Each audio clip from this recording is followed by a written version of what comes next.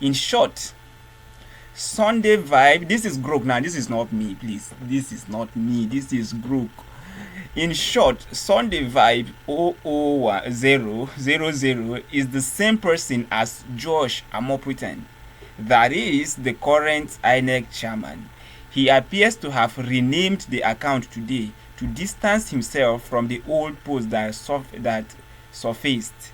This has sparked a lot of controversies and calls for him to step down, with many accusing him of being biased towards the ruling APC. Now, see this interesting part. The account ID remained the same, which is how X confirmed the exact name profile despite the user change.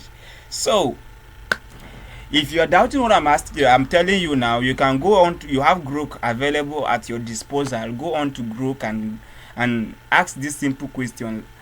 If you're doubting what I'm telling you, go to Grok and ask this simple question.